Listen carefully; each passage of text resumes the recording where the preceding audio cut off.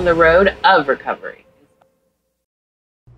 All right, my name's JD Krenk. I'm from the Glass City, aka Toledo, Ohio, and I've been in recovery for almost 8 years now, clean and sober, grateful, recovering addict, alcoholic, and I'm happy to be here. Well, thank you so much for joining us. We really appreciate it. Could you start off by sharing a bit about your childhood? So my father was an alcoholic Marine, and we had a beautiful relationship, but a tough relationship, right? Because he has the same disease that I suffer from. You know, I'd be up in my room and I'd be sitting there and I'd hear, you know, this fight break out or whatever it may be, and I'd run downstairs, you know, and my mother and my father would be fighting, and as a young kid, I felt compelled to just dive in and protect my mother, and so I seen that behavior from a young age, and then like going to school, it was like before I ever picked up a drink or a drug, like I felt like I was like a chameleon. Like whatever group of people that I was with, I had to like fit into that group, into their narrative. So it was like the addictive behaviors started even before I ever picked up a drink or a drug. Yep. You know, yeah. That people pleasing and getting along with everyone. Yep. Yeah. Absolutely. That's it. Yeah. So when did you first start experimenting, and what did it do for you? Oh, so I remember pretty vividly. I think it was like Rumplemints was like the worst liquor to ever start off with, and me and my buddies went into this like the woods and completely killed this bottle of like Rumplemints, and I immediately like felt this just overwhelming feeling of euphoria. I was happier. I was funnier. I was just more charming. And what is this? This is, I have arrived type of feeling. And literally, and I should have known from the start that like the first time I drank, I had like alcohol poisoning. I ended up that night having to go home. My parents had to take me to the hospital. I had that like nasty like charcoal stuff put in my stomach, and and you would think most normal people are like, all right, that's never do that again. I was like, yeah, when can we do that again? That was really fun. I mean the hospital stuff sucked, but like I'll do it better next time. Yeah, I'll figure it out, right? Yeah.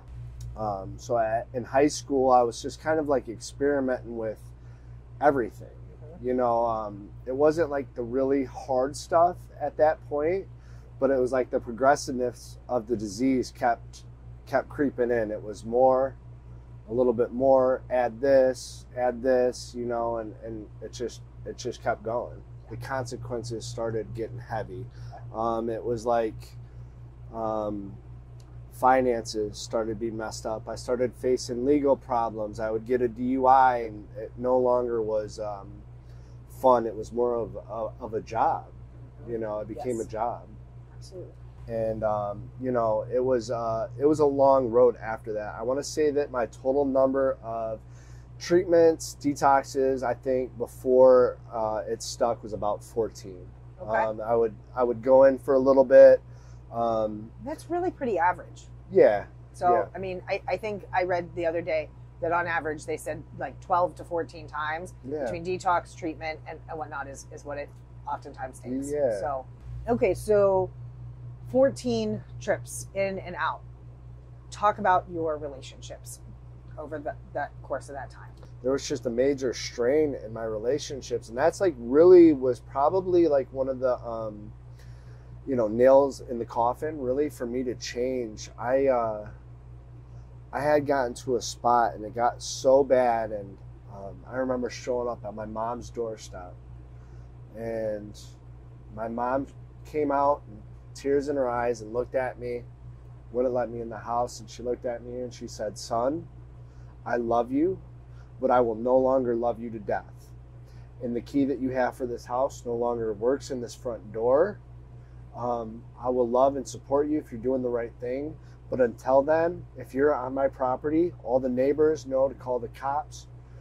You're not welcome here right now." Wow. And that was like this spotlight going, because, you know, I would go around pointing fingers at everybody else, not realizing that there's 3 fingers pointing back at me. Yes. So that was like a game changer for me. And then, you know, due to the progressive nature of the disease, right, that like I kept getting in trouble. I got in trouble with the law, and that was like, so that had happened with my mother.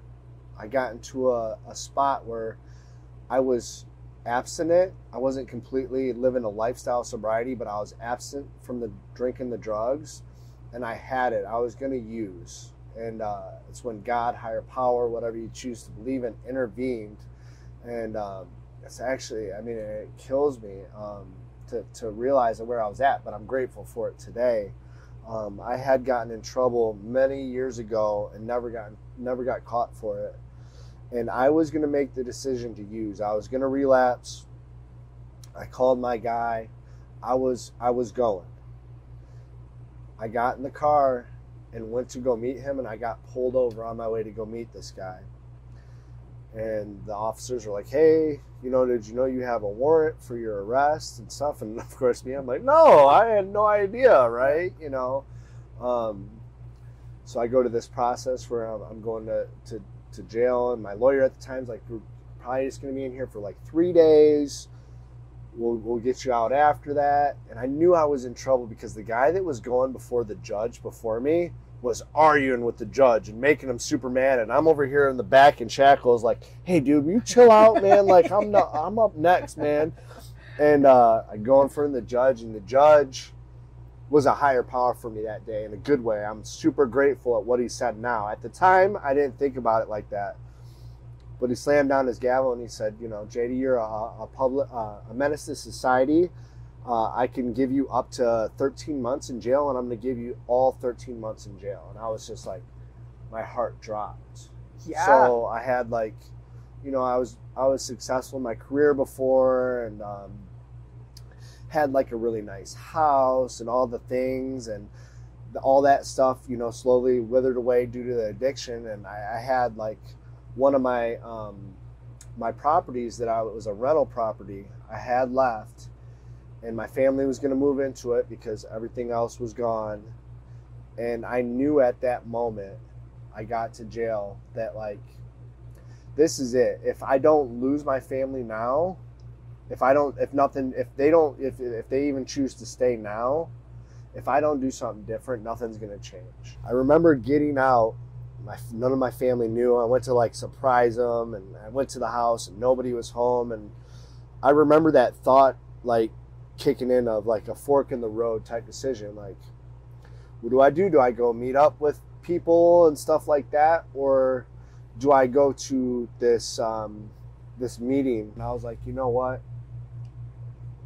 I'm going to that meeting. I need to hit the ground running. I need to get back on this path.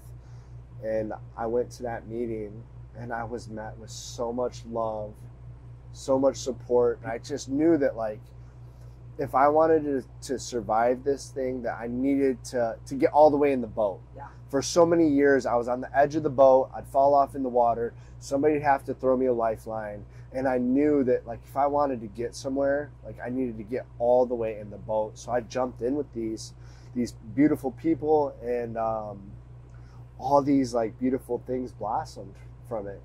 I'm sitting here. I was unemployable, broke. I think I have a before picture, and it's just, I mean, if you look at it, I look like Freddy Krueger. I mean, I'm beat up, tore up from the floor up, but there's like a look of aloneness in my eyes, and I look at that picture a lot. And I'm able to have this like connection today. I have a genuine connection with people to where I'm not afraid to look people in their eyes anymore. Like when I first got clean and sober, like even before that, like I couldn't look people in their eyes, let alone tell another man that I'm scared, right? Show emotion. Be vulnerable with people. It was really cool. I'm going to tell you another quick story about the promises. So I had been with my significant other for a very long time, and never had kids, right? And I have two step boys, and like wrestling with this fact that I can't have kids. It's making me irritable. I'm trying to control the situation, and I talked to my spiritual advisor about it, and I'm like, hey, you know, what do I need to do with this situation? I'm wrestling with it. And he's like, you already know the answer, right? I'm like, yeah, I think I know what you're going to say. He's like, pray about it for a week. And I'm like, all right, I'll pray, you know. But I was genuinely, I was willing to take the action. So I'm like, all right. So I pray for 7 days, right? And on my 7th day, I wake up in the morning and I have this feeling of peace and serenity. And I'm like, it is what it's supposed to be. If I'm not meant to have a child, I'm going to get another motorcycle. It'll be fine, whatever way it works out, you know. And I get a call from my girl at work, and she's like, hey, I just letting you know I got you a present today. And I'm like, sweet, you know. And I like shoes, so I thought maybe she got me a new pair of shoes, right? So I get home after work, and I go up the stairs, and there's this present on my bed. And I'm like, sweet, open it up. And it was a pair of shoes, but they were this big. Oh my goodness. She was pregnant with my son. And the promises, the way that they come true in our life too, because so my son Legend, beautiful baby boy, like that's how I know I have a successful day. When I can come home and I can hold him and look at his little beautiful blue eyes, I'm like, today is a successful day. But when he was 2, we found out he was deaf. And I come from this like huge musical family, and I'm planning his life for him, like he's going to be a drummer and all these things. And then we find out this information, and you know, at first I was devastated about it. But then I went to my support group, I went to my spiritual advisor, I went to the people that I connect with, and they helped me shift my perspective of like, this isn't something bad, this is an opportunity for growth. Maybe you're going to learn sign language and be able to go to treatment centers for people that are hard of hearing or deaf, and maybe help them. Or you're going to be able to like create this new language and this new connection with your son that you might not have had before. Mm-hmm. And it's like, because of recovery and the promises, like it's been able to for me to take situations and look at them and like, what is the good in this situation? Mm-hmm. What is this doing for me, not to me in this situation? Yeah.